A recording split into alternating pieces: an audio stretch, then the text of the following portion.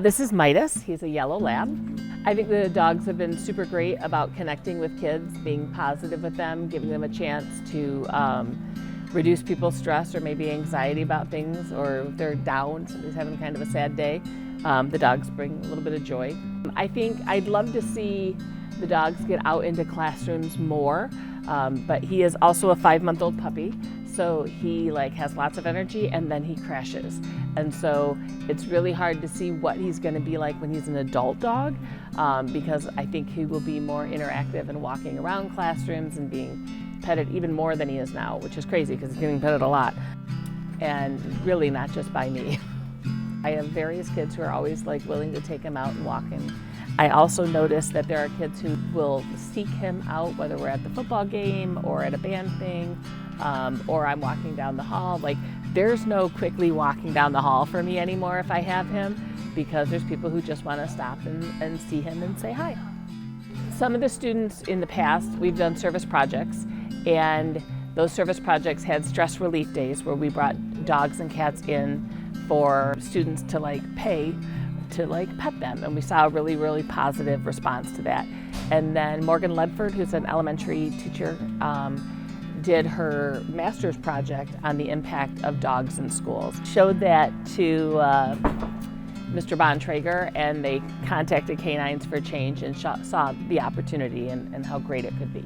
Midas's greatest strength is the fact that he can have a dozen hands on him at the same time and be totally fine with it. He loves people.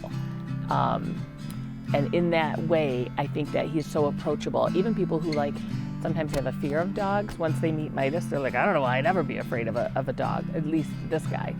So I think that brings a lot to the table.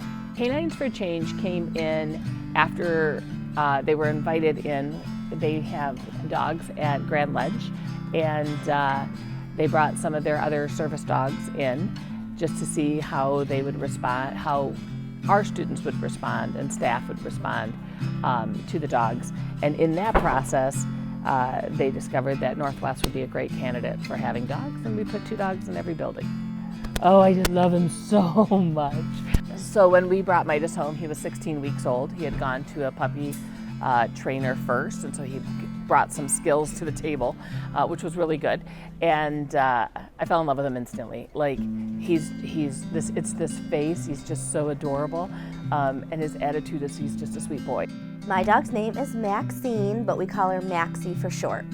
One thing I've really noticed is kids that I don't ever see smile in general. I mean, it's not that they're always unhappy, but you just don't always see it on their face. When they see the dogs, it just brings a smile to their face. And I know that doesn't always seem like a huge thing, but that might be the only reason why that kid smiles that day.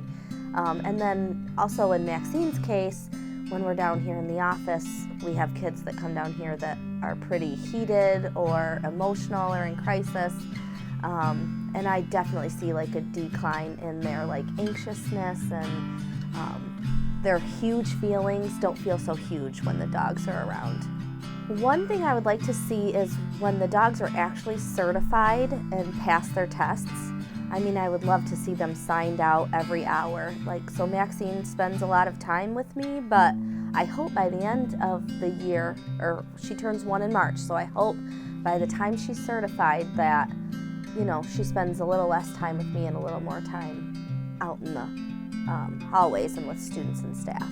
Obviously, the students connect with Maxine and Midas. Whenever they see the dogs, their voice inflection changes and they get down, and it's almost like they're kids again, like little kids, So I think they really do change the mood that students have.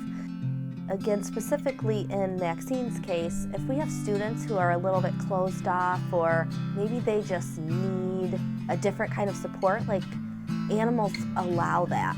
So I've had some kids come down and just work with Maxine just one-on-one, learning some of the skills and spending time with her.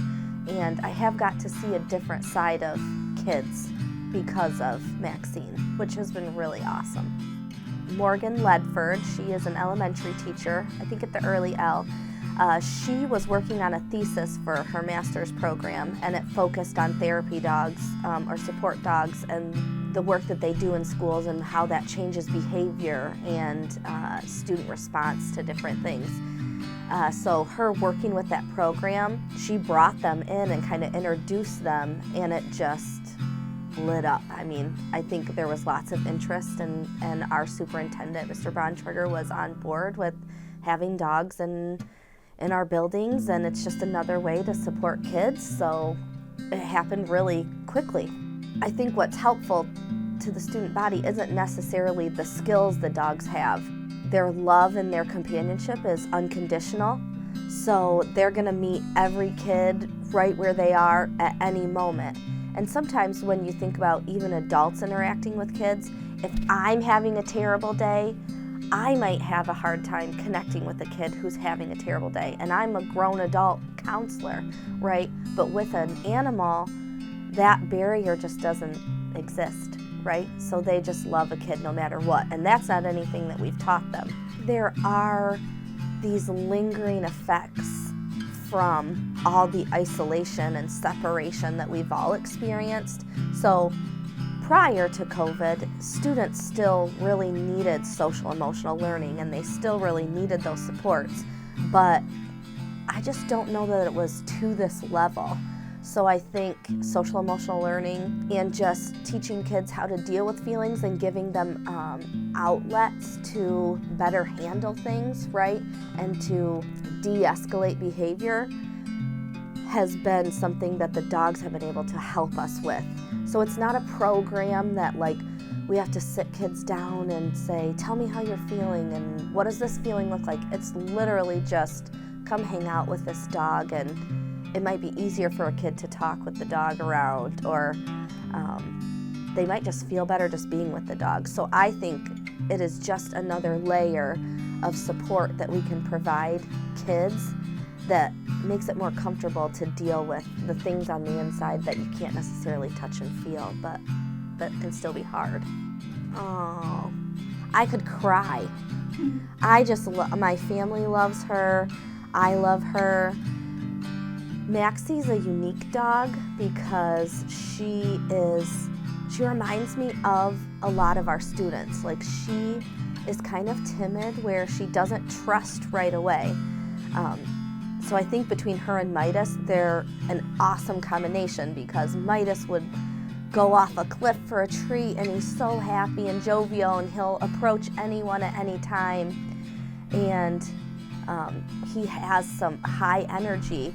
And Maxine isn't always like that. I mean, she's just laying here sleeping. She's pretty calm and collected, but it takes her a minute to trust. So